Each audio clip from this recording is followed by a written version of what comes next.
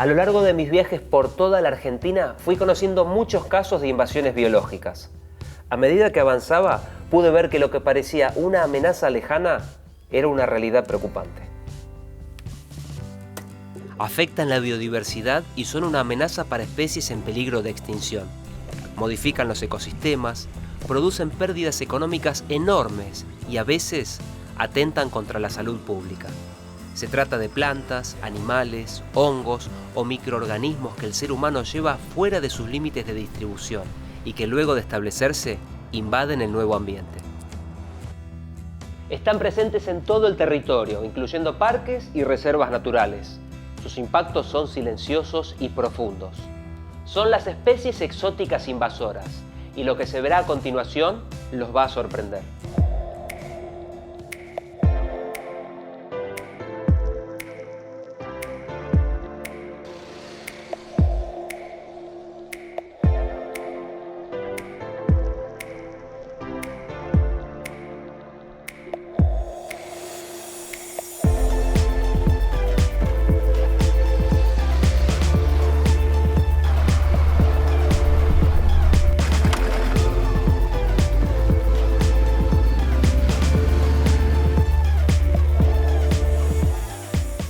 Para que una especie exótica se transforme en invasora, tiene que pasar por 3 etapas: la llegada, el establecimiento y la expansión.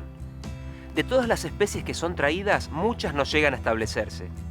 Algunas se establecen, pero quedan restringidas a zonas urbanas o muy localizadas. Y son unas pocas las que luego de establecerse comienzan a expandirse y a invadir ambientes naturales.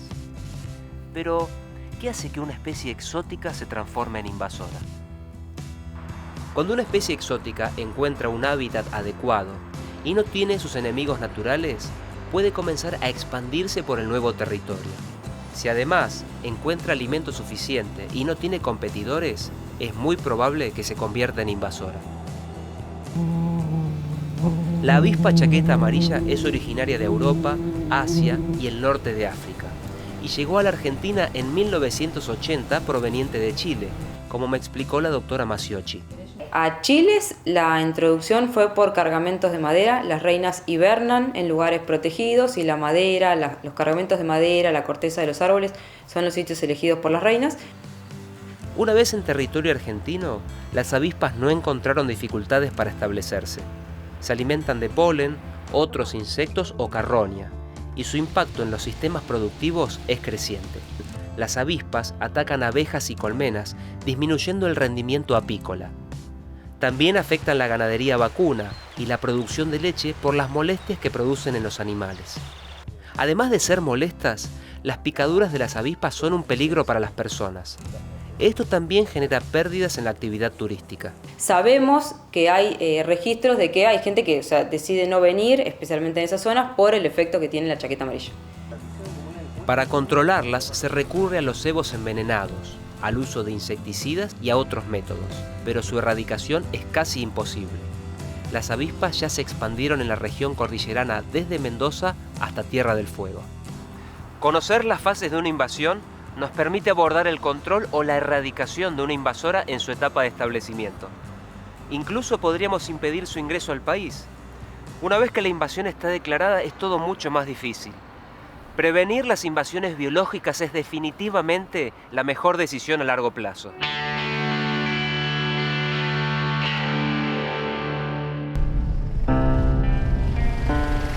El mejillón dorado es un molusco de agua dulce originario del sudeste asiático. Ingresó por accidente en la Argentina a través de buques cargueros. Se lo detectó en una playa de Berisso en 1991 y a partir de allí se expandió por la cuenca del Río de la Plata a una velocidad de 240 kilómetros al año. Los mejillones obstruyen los conductos de agua que abastecen ciudades, industrias y centrales de energía eléctrica, produciendo pérdidas multimillonarias. Se supone que el mejillón dorado llegó accidentalmente en el agua de lastre. Los grandes buques no pueden viajar sin peso. Cuando no tienen carga, llenan sus tanques de lastre con agua para alcanzar una masa adecuada y no volcar. Cada año se trasladan por el mundo 14.000 millones de toneladas de agua de lastre, y en ellas puede haber miles de especies. Para conocer un poco más, consulté a la Prefectura Naval Argentina. El 99% de esos organismos mueren, pero los pocos que sobreviven en el puerto en el cual esa agua es deslastrada pueden encontrar las condiciones similares a su ambiente nativo y ahí sí instalarse y reproducirse. Basta con que una especie sea invasora para generar problemas en los ambientes acuáticos. Cuando uno advierte la presencia de un invasor, ya es difícil poder erradicarlo. Por eso lo más importante es hacer la prevención, evitar que los organismos ingresen. En septiembre de 2017 entró en vigor un convenio internacional para la gestión del agua de lastre. Para evitar el transporte de organismos, los buques deben cambiar el agua de lastre en alta mar, donde las condiciones ambientales reducen al mínimo la posibilidad de supervivencia. Por otra parte, la Prefectura Naval Argentina controla los barcos que ingresan por el Río de la Plata.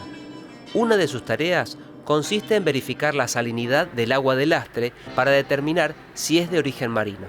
Lo que se pide es que todo buque que ingrese a la cuenca del Plata, o sea, nuestros cursos de agua dulce, nuestros puertos de agua dulce, debe traer agua marina. De esta manera evitamos que organismos de agua dulce de otros países puedan llegar a sobrevivir e instalarse en nuestro país.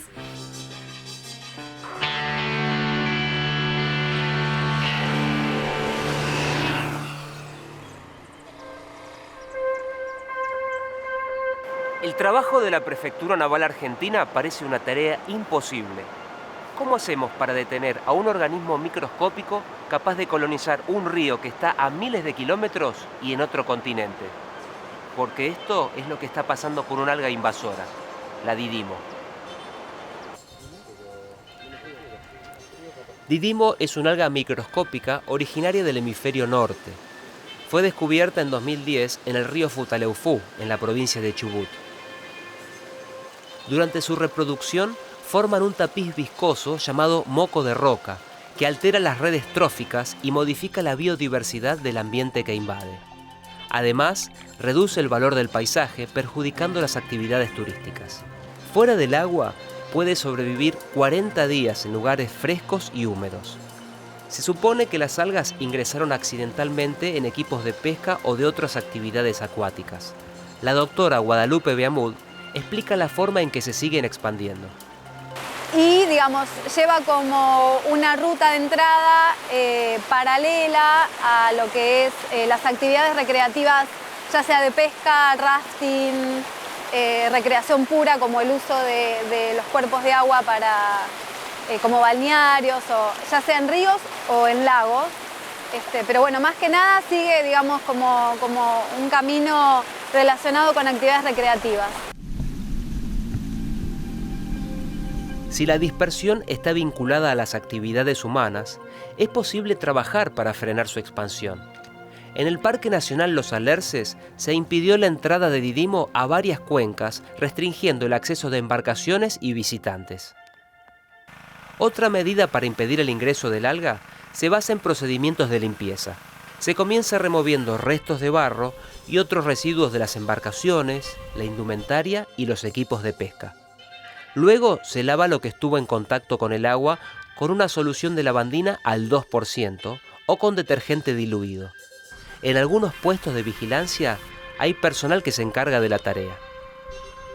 En caso de que no sea posible el lavado, es muy importante dejar secar completamente todo el equipo por 48 horas. Estas actividades tienen por objeto frenar la expansión del alga, ya que hasta la fecha no existen métodos adecuados para controlarla o erradicarla. El problema con la erradicación es que se encuentra en ríos, en lugares donde hay mucha corriente, de manera que permanentemente se está desprendiendo parte del alga y va corriente abajo por sí sola, entonces la erradicación no es una opción, ¿sí? Sí, el control desde el lado de la prevención, de evitar que se siga dispersando, pero no la erradicación.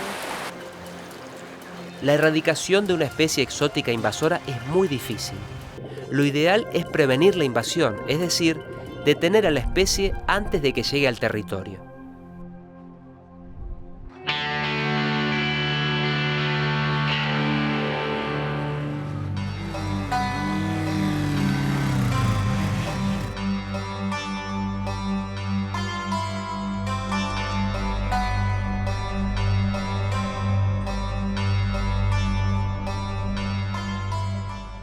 Una vez que llegó, la mejor oportunidad para erradicarla se tiene durante la etapa de establecimiento, antes de que comience su expansión. Esto se intentó con el caracol gigante africano.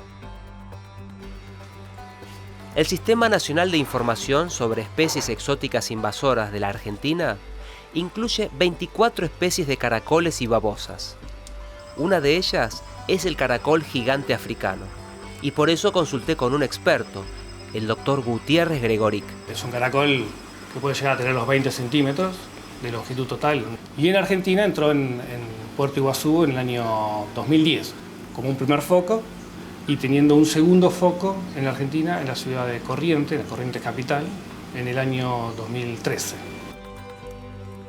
Los caracoles ingresaron desde Brasil por pescadores que los usaban como carnada. La capacidad de poner entre 400 y 1200 huevos al año y la ausencia de predadores significan una competencia importante para los caracoles autóctonos.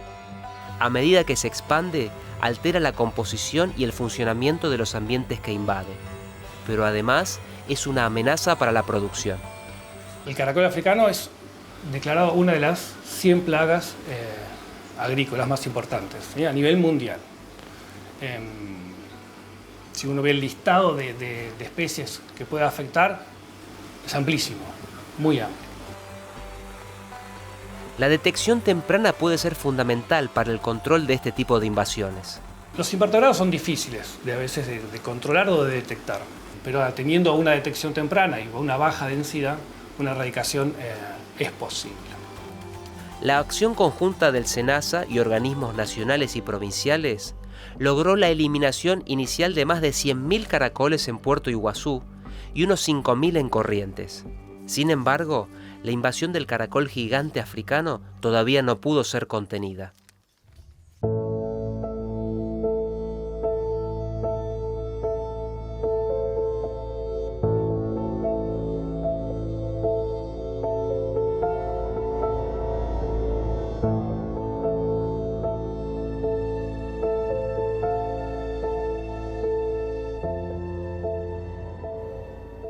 Algunas introducciones fueron voluntarias, es decir, no se intentó prevenir la introducción y mucho menos controlar a la especie en una etapa temprana de la invasión.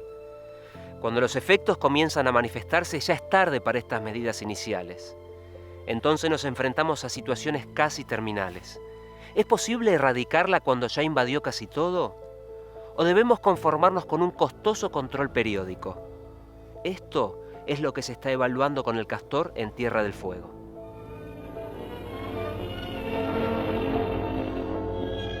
Nuestra Marina, con el fin de enriquecer la fauna argentina, adquirió en 1946, la Armada Argentina introdujo en la isla de Tierra del Fuego 20 castores provenientes de Canadá para enriquecer la fauna argentina. Los castores interrumpen pequeños ríos y arroyos con diques que les permiten elevar el nivel del agua y construir madrigueras seguras. Ya están en libertad, feliz y ansiada libertad. Los árboles se secan al ser cortados como alimento o material de construcción y muchos mueren por la inundación. En medio siglo, aquellos 20 castores se transformaron en 100.000. Hoy ocupan todas las cuencas de la isla, generando pérdidas por más de $65 millones al año. Erio Curto sufrió esta invasión en la isla de Tierra del Fuego. Cuando veo un impacto como este, trato de imaginarme este lugar con el bosque tal como era antes de la acción del castor. El proyecto para la elaboración de la Estrategia Nacional de Especies Exóticas Invasoras estableció 8 áreas piloto en Tierra del Fuego para probar si era viable erradicar los castores y restaurar los ambientes afectados.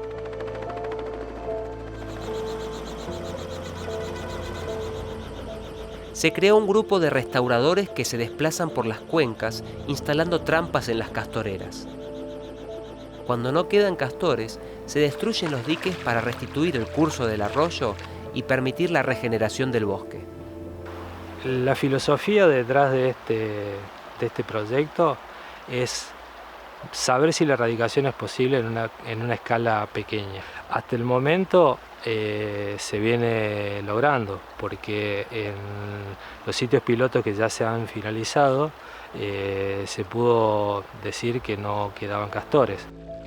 La experiencia obtenida en los sitios piloto servirá como base para extender el esfuerzo a todas las áreas ocupadas por la especie.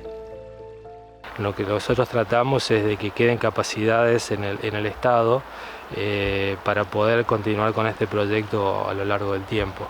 Y lo otro que me parece también muy rescatable es que muchos de los aprendizajes que obtenemos del castor pueden ser extrapolables a otras especies exóticas invasoras. Los castores se encuentran entre los organismos que algunos ecólogos llaman ingenieros de ecosistemas. Son especies que por su biología pueden cambiar el funcionamiento de un ecosistema y crear nuevos ambientes, generando problemas ambientales. Algunos de estos ingenieros pueden ser plantas capaces de sustituir completamente un ecosistema por otro.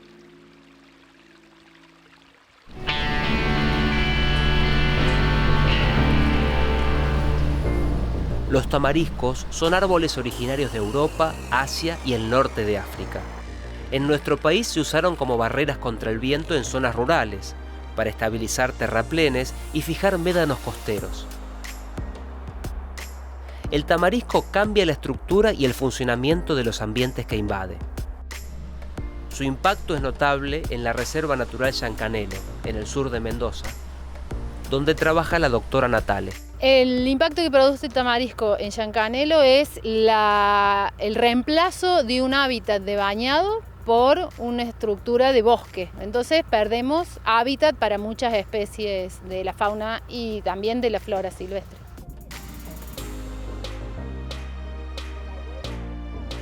Los tamariscos invadieron 500 hectáreas al borde de la laguna, modificando el hábitat de muchas aves acuáticas. En la actualidad se está desarrollando un proyecto piloto para el control de los tamariscos. El objetivo es generar conocimientos que permitan contener la invasión y restaurar el ecosistema. Lo que estamos haciendo ahora es probar distintas técnicas de control de tamarisco para definir cuál es la mejor técnica y poder trabajar sobre una extensión mucho más grande. El proyecto aplica técnicas basadas en la biología de la especie. Esto incluye la remoción total y la quema controlada de los tocones, el corte y la aplicación de dosis mínimas seguras de herbicida. Con este procedimiento se evalúa la eficacia de cada método de control. Sí, todos los resultados que surjan de acá van a poder ser extrapolables a otras situaciones de tamarisco dentro o fuera de las áreas protegidas. Siempre teniendo en cuenta las particularidades ambientales que tengan esas áreas.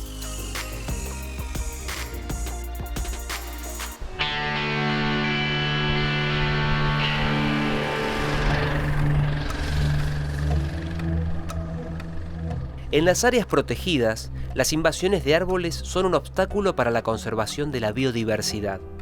Además de los tamariscos, hay otras especies que pueden convertirse en invasoras. Para conocer más sobre esto, recurrí otra vez al doctor Sergio Salva. El problema del avance de los pinos en la Sierra de la Ventana es una de las amenazas más significativas para la conservación de la diversidad biológica. Las comunidades vegetales de las sierras están adaptadas a la sequía, están adaptadas al calor, están adaptadas incluso a quedar cubiertas por una capa de nieve en algunos días del invierno, pero no están preparadas para la sombra. Nunca hubo en esta región de la Pampa árboles nativos.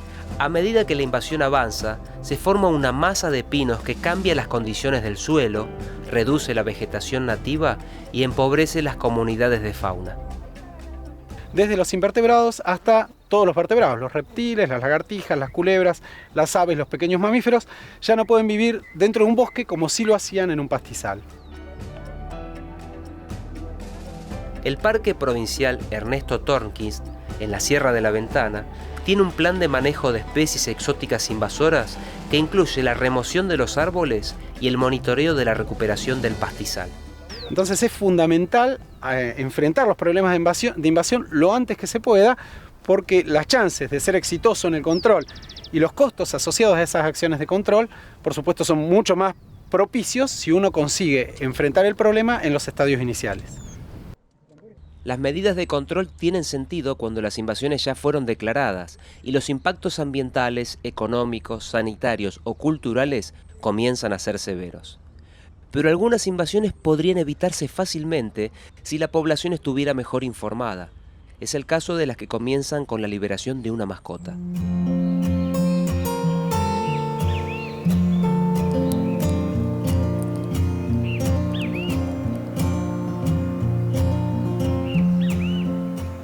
El gesto aparentemente inofensivo de liberar un animal en el ambiente puede originar una invasión de consecuencias gravísimas para la naturaleza y la sociedad. La invasión de ardilla de vientre rojo comenzó con la liberación de unos pocos animales cerca de Luján. Actualmente hay 10 focos de invasión en 3 provincias a partir de ardillas que fueron llevadas voluntariamente. Pero los impactos de la ardilla son cada vez mayores y se teme que su expansión afecte áreas de alto valor para la conservación de la biodiversidad. Algo similar ocurrió con el estornino pinto. De un pequeño grupo que alguien liberó en Buenos Aires hacia 1987, hoy se encuentra en 10 provincias y sigue en expansión. Es una de las 100 especies más invasoras del mundo, que genera pérdidas multimillonarias cuando ataca cultivos comerciales.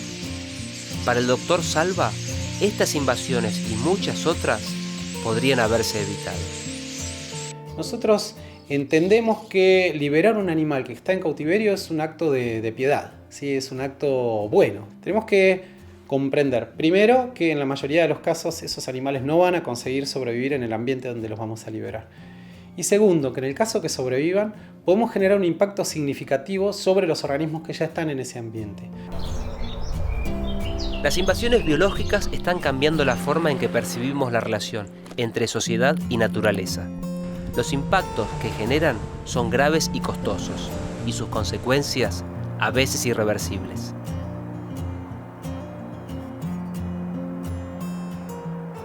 Las acciones de manejo como el control y la erradicación implican un esfuerzo enorme y requieren el compromiso y el trabajo de muchas personas. Conocer más sobre las especies exóticas invasoras y sus efectos es el primer paso para frenar su ingreso y expansión. Y tan importante como esto es comprender que las decisiones personales son claves y pueden hacer la diferencia entre generar una invasión o impedirla.